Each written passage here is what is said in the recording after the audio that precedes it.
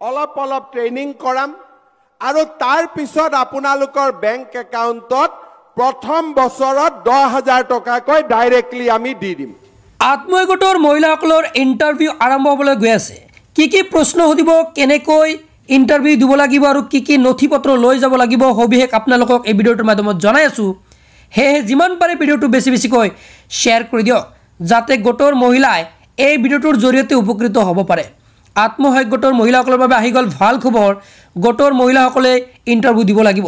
যি গোটৰ মহিলাৰ 10,000 টকা পাব তাৰ বাবে কিন্তু ফৰ্ম ইতিমধ্যে অসম চৰকাৰে গ্ৰহণ কৰিছে আৰু এতিয়া ভেৰিফিকেশ্যনৰ কাম সম্পূৰ্ণ কৰিবলৈ লৈছে আৰু কিছুদিনৰ পিছতে একাউণ্টত সোমাই দিব 10,000 টকা।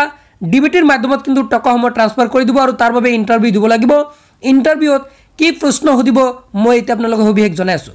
মুখ্যমন্ত্ৰী হিমন্ত বিশ্ব শৰ্মা ছাৰে কেইবাটাও ঘোষণা কৰিছে যে ইণ্টাৰভিউত কেৱল এটাই সুধিব যে বাচ্চা কিমানটা আছে।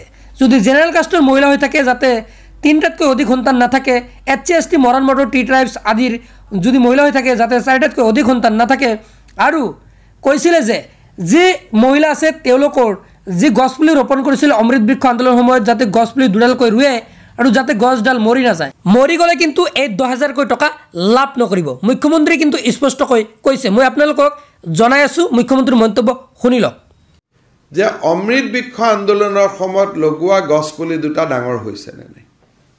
যদি কাৰোবাৰ পুলি মৰি গৈছে তেওঁ পইচা নাপাব। হয়, নিশ্চয় মন্তব্য শুনিলে। আৰু ইয়াৰ উপৰিও যে আত্মসহায়ক গোটৰ মহিলাই যি 10,000 টকা লাভ কৰিব তেওঁলোকক ট্ৰেইনিং দিয়া হ'ব আৰু তেওঁলোকে সেই অনুযায়ী যি ডিষ্ট্ৰিক্টত অৰ্থাৎ ডিষ্ট্ৰিক্টত MLA ফালৰ পৰা এখন কমিটি গঠন কৰা হ'ব আৰু সেইসকলে যদি ভেৰিফাই কৰি দিয়ে তেওঁলোকে কিন্তু সেই লাভ কৰিব 10,000 টকা।